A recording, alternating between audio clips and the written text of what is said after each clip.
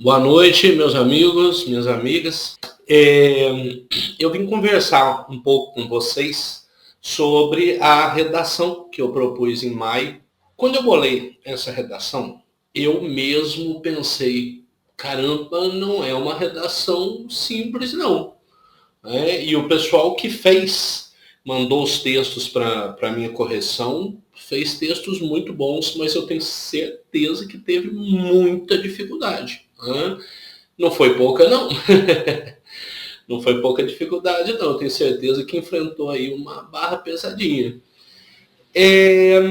Por quê? Porque ela lidava com duas questões teóricas bem pesadas. Eu vou falar um pouquinho sobre isso. Bom, as duas citações diziam o seguinte: são Bourdieu e Clifford Geertz.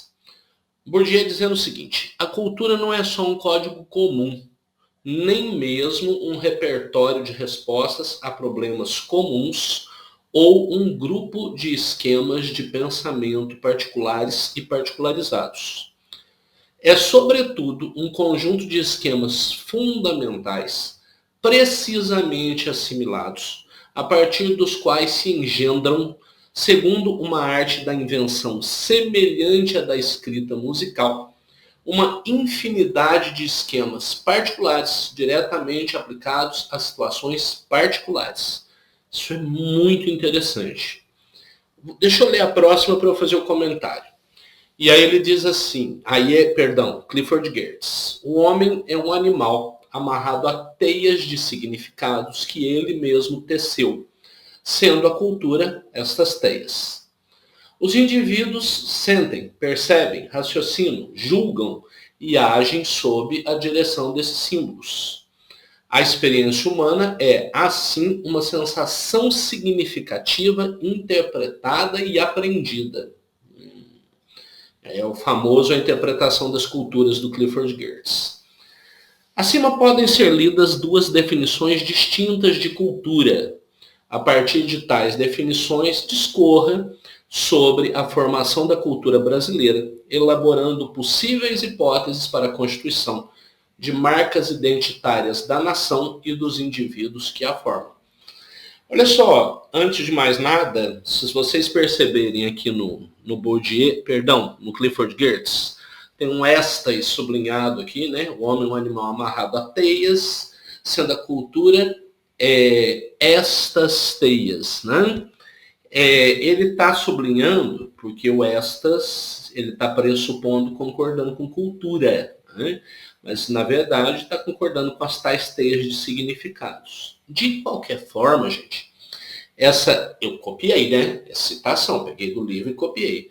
O certo, como eu venho ensinando para muitos de vocês que mandam exercício para a gente corrigir, é essas teias, né? Porque quando você fala algo e você retoma, né, esse, essa, isso. Então você já falou as teias e está retomando, então 2 S. Se for para frente, se você ainda não tiver falado, aí é este, esta, isto. Ok? Bom, antes de mais nada, quando você parte para escrever um texto desse, você tem que tentar entender, né, basicamente do que tratam as citações propostas para você elaborar o seu plano inicial.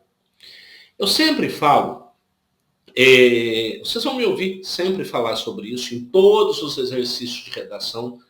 É preciso fazer um planejamento quando começa a escrever. É preciso elaborar um plano. Não começa a escrever do nada, não. Né?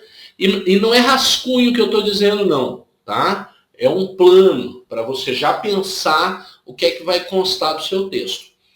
Não significa que vai ser exatamente aquilo, que você não possa mudar nada, que você não mude de ideia, não apague algo, acrescente algo, mas é um plano mínimo para você não sair escrevendo sem pensar no que está escrevendo. Né?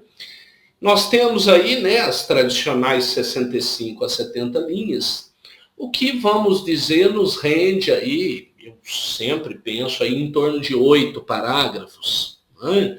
Pode ser 9, mais 8 parágrafos de 8 a 9 linhas, né? Nós temos um número bom. Claro que não pode ser 8 parágrafos de 9 linhas, porque daria 72. Eu estou fazendo aí uma média. Você tem aí parágrafos de 8 a 9 linhas, significa 3 períodos, 4 períodos por parágrafo, fica um número ideal. Lembrem-se, nem períodos muito grandes, que cansem o leitor e que atrapalhem a leitura, nem períodos muito pequenos que faça com que se pareça uma fala infantil, né? Frasezinhas pequenininhas, entendem? Nessa leitura, eu penso o quê? Eu penso que a gente tem aí se nós imaginarmos 8 parágrafos, nós imaginamos uns 2 de introdução, uns 5 para desenvolver as ideias e um para apontar caminhos. Eu já disse numa outra gravação que você não precisa propor soluções, né, intervenções, como se diz na exigência da redação do Enem. Mas é um caminho, gente. É uma possibilidade, né, para facilitar, inclusive, a sua conclusão. Você propor aí alternativas, caminhos, debates, e não ficar só na ideia de sintetizar a conclusão. Bom, e com 2 parágrafos de introdução, o que é que eu faria? Nós temos 2 questões aqui. Eu falaria da definição teórica de cultura para depois falar sobre a cultura brasileira. E aí passaria para a argumentação. Entenderam?